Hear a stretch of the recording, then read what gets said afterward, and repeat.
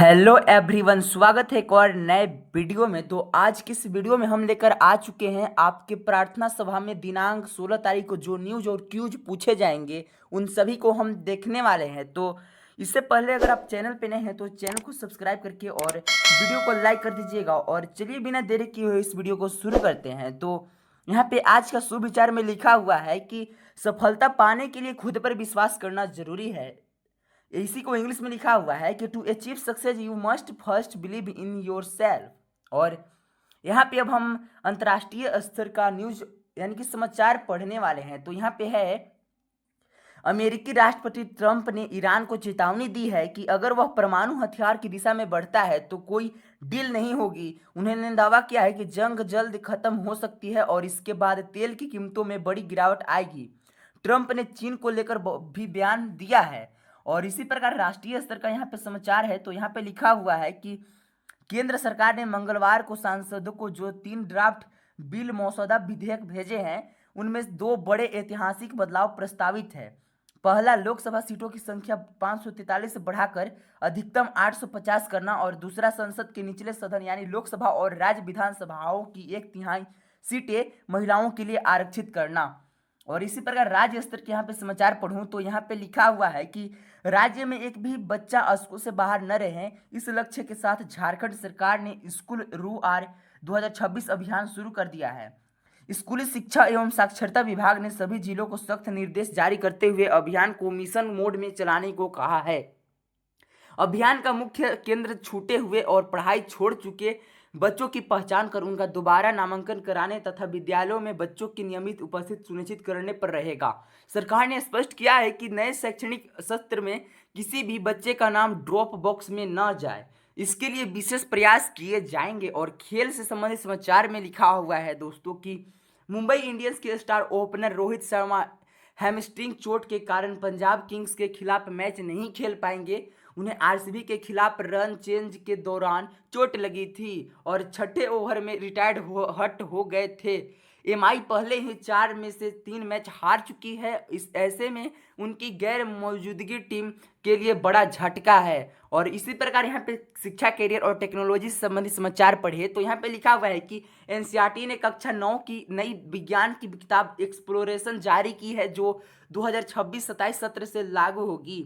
इस किताब में अब 13 अध्याय शामिल है और पढ़ाई को ज़्यादा प्रयोग आधारित और समझ पर केंद्रित बनाया गया है। नई किताब नेशनल एजुकेशन पॉलिसी 2020 और नेशनल करिकुलम फ्रेमवर्क 2023 के अनुसार तैयार की गई है, जिसमें रटने की बजाय क्रिटिकल थिंकिंग और रियल लाइफ लर्निंग पर जोर दिया गया है। और यहाँ पे अब स्टार्ट हो रहा है सामान्य ज्ञान यानी कि क्यूज दोस्तों। तो यहाँ पे पहला से क्लास 5 के लिए जो यहाँ पे है पहेली, तो यहाँ पे है कि 3 अक्षर का मेरा नाम, आता हूँ यात्रा के काम, सबको देता हूँ मैं आराम, शीघ्र बताऊँ मेरा नाम। तो जहाज जो है इसका राइट आंसर हो जाएगा। और इसी प्रकार नेक्स्ट क्वेश्चन है यहाँ पे कि एक वर्ष में कितने महीने होते हैं, तो यहाँ पे है दोस्तों 12 महीने।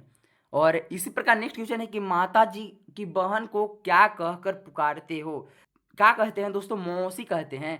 और इसी प्रकार नेक्स्ट क्वेश्चन है यहाँ पे कि किस पक्षी का आवाज मीठी होती है, तो कोयल का दोस्तों इसका राइट आंसर हो जाएगा।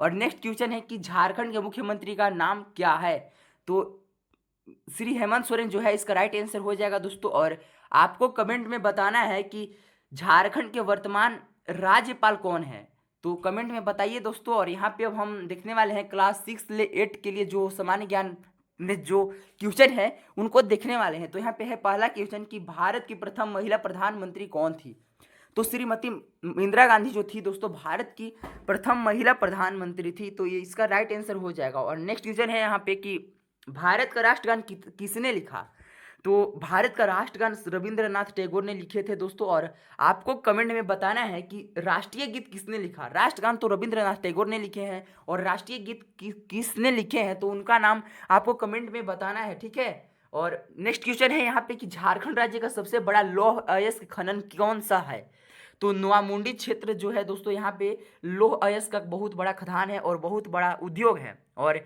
इसी प्रकार नेक्स्ट क्वेश्चन है कि झारखंड राज्य में न्यूनतम 1% वाला जिला कौन सा है, तो जामताड़ा, यानी कि जामताड़ा में बहुत कम जंगल और वन पाया जाता है दोस्तों। और इसी प्रकार नेक्स्ट क्वेश्चन है कि झारखंड के प्रथम राज्यपाल कौन थे, तो श्री प्रभात कुमार दोस्तों और आपका जो होमवर्क है कि झारखंड के प्रथम मुख्यमंत्री कौन थे, इसका जो नाम है आपको कमेंट में बताना है। तो आपका 2 होमवर्क हो गया। और नेक्स्ट क्वेश्चन यहाँ पे है क्लास 9 से 12 क्लास के लिए। तो यहाँ पे पहला क्वेश्चन है कि स्वर्ण रेखा परियोजना कितने राज्यों की परियोजना है। तो ये 3 राज्यों का है दोस्तों।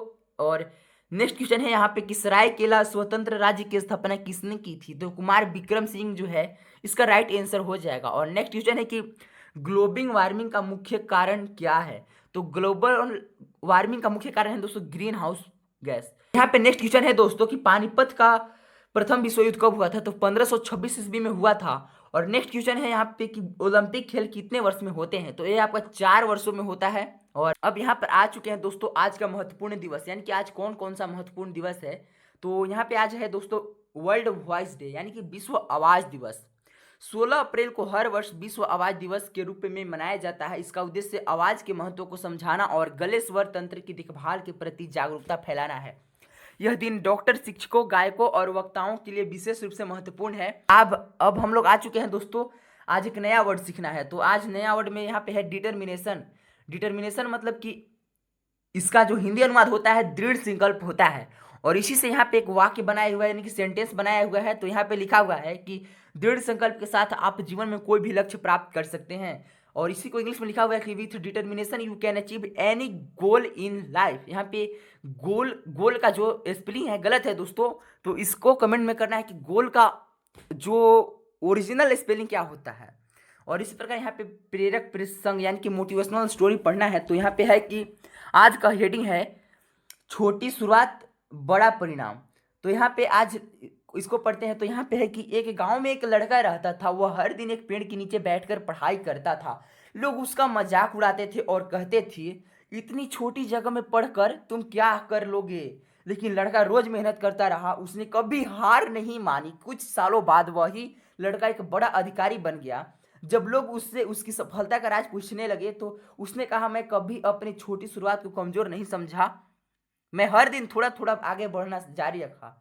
तो इससे यही सीख मिलता है दोस्तों कि छोटी शुरुआत को कभी भी कम मत समझो, लगातार मेहनत ही सफलता की कुंजी बन जाती है। और इसी को यहाँ पे इंस्पायरेशन, इसी को इंग्लिश में लिखा हुआ है, तो इसको भी पढ़ लेते हैं। तो यहाँ पे आज का जो हेडिंग है small beginning big success. In a village there lived a boy who used to study under a tree. Every day people laughed at him and said, "What can you achieve studying in such a small place?" But the boy kept working hard every day. He never gave up.